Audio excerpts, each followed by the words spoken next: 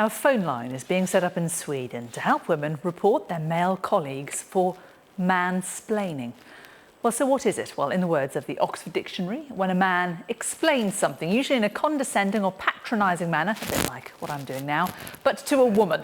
The union behind the phone line says mansplaining is a growing problem in the modern workplace. So, do women actually need protection, or is this a sign of political correctness going too far? Well, just joining me to discuss, Peter Lloyd, the author of Stand By Your Manhood, a game changer for modern men, and the broadcaster Rosie Millard. Good to see you both.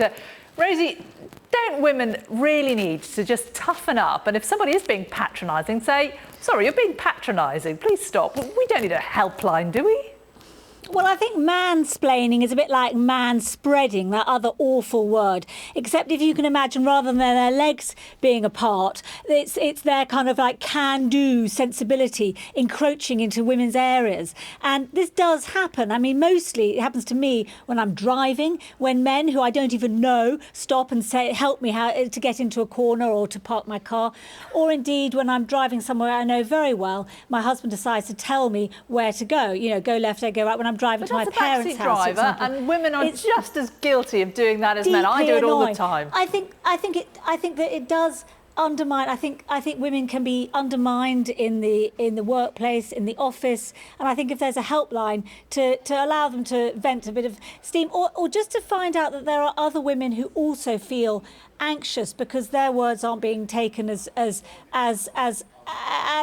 authority, that they always need to defer to someone else. I think it's quite helpful to find that you're not alone in feeling deeply frustrated about it. There you go, Peter Lloyd. It's helpful because women won't feel so alone. You're rolling your eyes. That's a very feminine thing to do, if I can say so. I'm so sorry. I can't help it. I mean, how patronising to women. It's almost unbelievable. It's almost, ironic. Although that said, I actually welcome this helpline because it is firm proof of how divisive and vindictive feminism has become. Now, if this came from any other nation, I would assume that maybe the sisterhood has developed a long overdue sense of humour and this is all just a bit tongue-in-cheek. But of course, it just confirms that Sweden has absolutely lost the plot on the gender debate, and there should be a warning shot to every other country and everyone else in the world. Do not let the gender bullies dictate the narrative. It's embarrassing. There you go, Rosie. Do you feel like a gender bully? No, I think also that, Peter, it is all very funny, but actually, if we're talking about a narrative, let's just have a look at the heads of state of the European Union. Let us see how many people there are actually female. Let us look at the heads of boards, of members of boards, of trustees on boards. There are so few in Britain that we now actually have a group, a device, an institution designed to get more women onto boards, because it is so, we have less female MPs than they do in Afghanistan. It really is, and he may laugh it off and say, oh, this is gender balance gone mad. But actually, mate, it's not balanced in the first place. It's not balanced, and one of the reasons why it's not balanced... Isn't that a sexy... Aren't you woman-splaining by calling me mate? I'm just going back to your previous point. It's because women feel undermined in the office. Going back to your point about the electorate, women are the largest electorate in the country. If they wanted the government to be full of female MPs, they could vote them in. There isn't a secret plan to keep women out. And moreover, we're talking here about a union that members subscribe and pay for to be members of. They should be representing all of their members equally. They shouldn't be having this gender bias and being rude and saying words like mansplaining. That's absolutely atrocious.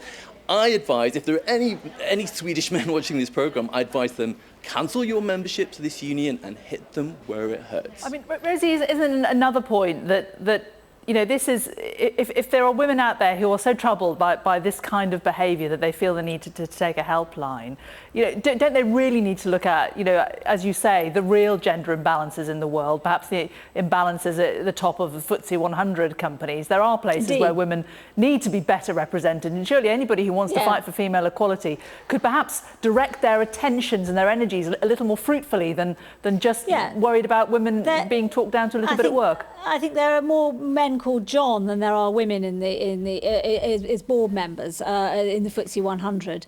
But I think that we have to look all around us, and I think that men wailing on about feminism gone mad and sexism and stuff just shows their anxiety. You know, men have had it. Men have had it purely in charge for a very, very long time, and now they're actually having some sort of threat to their position, and they are squealing. And this is a great example of it. Peter Lord, isn't there some credence to the fact that this is a subtle way of men trying to control the space in the room a little bit? You know, Rosie talked about manspreading. I mean, often in meetings, I've seen it, not literally, but metaphorically, willy waving going on. Men trying to dominate the airspace, talking over women. And this is the thin end of the wedge for a lot of women. They see this behaviour happening around them in the workplace, and then they look at the bigger picture, they look at how women are represented, and they say, this is fundamentally how it all starts. Well, you know, I think probably women do still face some issues in the workplace, but I think they're putting 2 and 2 together and getting 6. And let's not forget, there are much more serious issues that face men in the workplace that aren't being addressed. I mean, if you look at the rates of workplace fatalities in Sweden, 9 out of 10 of them were male. Why is the union not addressing this and not some wacky esoteric theory about, you know, men sitting with their legs apart, PS, because of their anatomy, it's more comfortable to do that, you know, as some kind of oppressive force over women? We really need to get our priorities in order here. I'm not dismissing the concerns of women. I'm not saying that women sort of sometimes suffer hurdles in the workplace, but let's please get our priorities in order.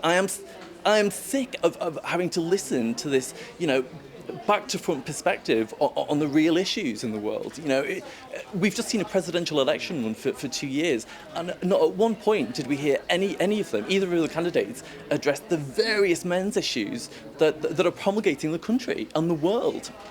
Rosie, isn't this a way of women really encouraging women to be victims rather than encouraging them to stand up for themselves?